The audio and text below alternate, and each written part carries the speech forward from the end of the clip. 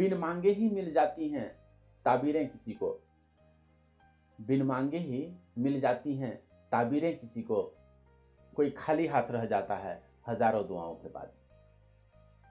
नमस्कार प्रिय दर्शकों, स्वागत है आपका शास्त्रीय ज्योतिष के इस चैनल पर जिसका कि नाम है ज्योतिष रहस्य।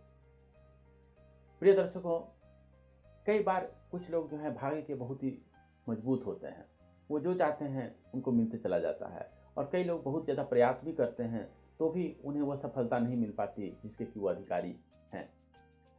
आज हम कुंडली में एक ऐसे श्रेष्ठ भाग्य योग की चर्चा करने वाले हैं जो कि एक बहुत ही दुर्लभ योग है, लेकिन जिसकी भी कुंडली में होता है वह भाग्य का बहुत ही मजबूत होता है।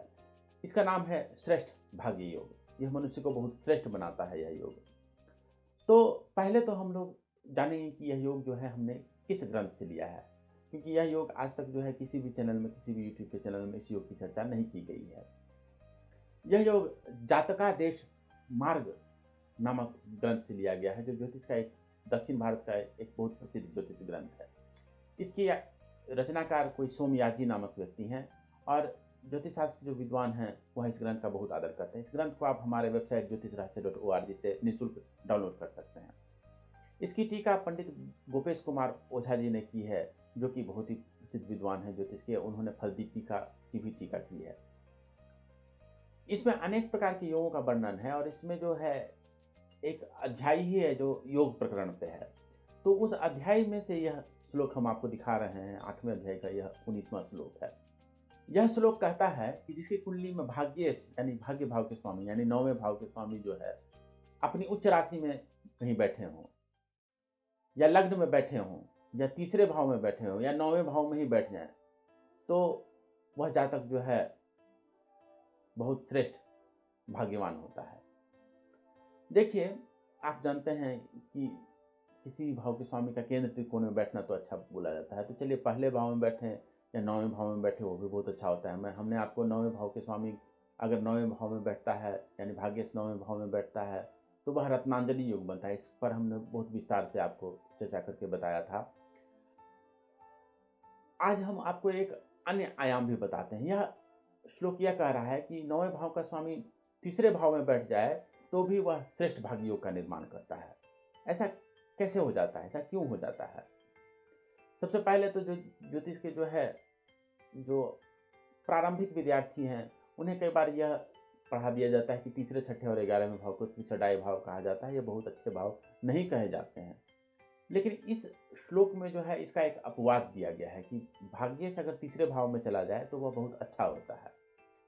दोस्तों, अगर आप इन ग्रंथों का अध्ययन नहीं करेंगे और ज्योतिष के जो सामान्य मोटे मोटे जो सूत्र हैं उसको पकड़ के चलेंगे तो आपका कुंडली विश्लेषण कभी सही नहीं हो पाएगा, क्योंकि हर सूत्र के अपवाद मिलते हैं हमारे ज्योतिष ग्रंथों में। अगर ग्रंथों का बहुत गहनता से अध्ययन नहीं करेंगे और ऊपरी सूत्रों, जो मोटे मोटे सूत्र कहे जाते हैं, केवल उनका अध्ययन कर लेंगे और सोचेंगे कि क्रैश कोर्स करके हम ज्योतिषी बन जाए, तो आपका फल कथन उतना सटीक नहीं हो सकता। इस श्लोक में आप साफ देख पा रहे हैं कि एक अपवाद दिया गया है कि 9वें भाव का स्वामी तीसरे भाव में भी बैठ जाए तो भी वो बहुत अच्छा जबरदस्त राजयोगकारी प्रभाव लाता है। ऐसा क्यों होता है? ये ऐसा इसलिए होता है कि हर ग्रह की 7वीं दृष्टि होती है, और 9वें भाव से जो है तीसरा भाव जो है, 9वें भाव से जो है दूसरा भाव जो है 10वां भाव है, तीसरा भाव 11वां भाव है। इस तरह से अगर गिनती करें तो 9वें से 7वां भाव जो होता है वो लग्न से तीसरा भाव हो जाता है। और इसीलिए 9वें भाव का स्वामी अगर तीसरे भाव में बैठ जाए तो आप जैसा कि जानते हैं कि हर ग्रह की 7वीं दृष्टि होती है, तो तीसरे से 9वां भाव भी 7वां भाव हो जाता है। तो अगर तीसरे भाव में 9 में बैठ जाए तो उसकी 7वीं दृष्टि जो है 9वें भाव पे पड़ेगी, और किसी भी भाव के स्वामी की दृष्टि अपने ही भाव पे पड़े तो वह भाव बहुत मजबूत हो जाता है। इसीलिए ऐसे जातक जो है बहुत भाग्यशाली होते हैं। इसीलिए यह श्लोक भी कह रहा है ते मानवाः श्रेष्ठ, जिसकी कुंडली में यह योग बन जाए वो मानव जो होता है श्रेष्ठ भाग्यवान होता है, क्योंकि भाग्य भाव का स्वामी जो है उत्तम स्थान पर जाके बैठ गया और अपने ही भाव को देख रहा है। यह योग किसकी कुंडली में घटित होता है? यह योग घटित होता है जॉर्ज डब्ल्यू बुश की कुंडली में। आप जानते हैं जॉर्ज डब्ल्यू बुश जो थे अमेरिका के राष्ट्रपति थे। 2001 से करीब 2009 तक लगभग 9 साल जो है वो अमेरिका के राष्ट्रपति के पदभार को उन्होंने सुशोभित किया।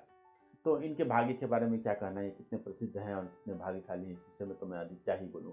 अगर आप इनकी कुंडली को देखेंगे तो इनकी कुंडली भी हमने एस्ट्रोसेस से दी है, जिसके लिए हम एस्ट्रोसेस के बहुत आभारी हैं। तो इनकी कुंडली में अगर आप देख पा रहे होंगे तो 9वें भाव में कौन सी राशि है? इनकी कुंडली में 9वें भाव में 12 लिखा हुआ है, यानी मीन राशि है। मीन राशि के स्वामी कौन होते हैं? गुरु होते हैं। तो आप देख पा रहे हैं कि कुंडली में गुरु जो है लग्न से तीसरे भाव में बैठे हुए हैं, यानी 9वें भाव से 7वें भाव में बैठे हुए हैं और चंद्रमा के साथ बैठे हुए हैं।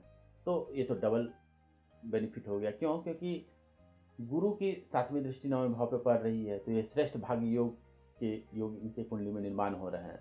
जैसे जातकादेश मार्ग के श्लोक में लिखा हुआ है कि 9वें भाव का स्वामी अगर उच्च का हो या लग्न में हो या तीसरे भाव में हो या 9वें भाव में हो तो श्रेष्ठ भाग्य योग का निर्माण होता है। तो 9वें भाव का स्वामी, जैसा कि आप देख पा रहे हैं कि कुंडली में लग्न से तीसरे भाव में बैठे हुए हैं, इसलिए इनकी कुंडली में श्रेष्ठ भाग्य योग का निर्माण हुआ है।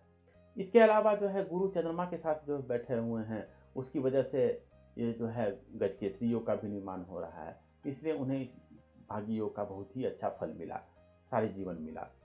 तो आप देख सकते हैं यह श्रेष्ठ भाग्य योग जो है कितना उत्तम योग है। जिनकी भी कुंडली में यह योग होता है वो बहुत ही उच्च पदाधिकारी होते हैं, समाज में बहुत सम्मानित होते हैं। ऐसे जातकों को धन आदि का भी बहुत सुविधा रहता है, धन संपत्ति की भी कोई कमी नहीं रहती है। आशा है आपको यह योग पसंद आया होगा और आपका काफ़ी ज्ञानवर्धन हुआ होगा। ज्योतिष रहस्य पर ऐसे ही शास्त्रीय विषयों को शास्त्र प्रमाणों के साथ जानने के लिए बने रहें। आपका बहुत बहुत धन्यवाद।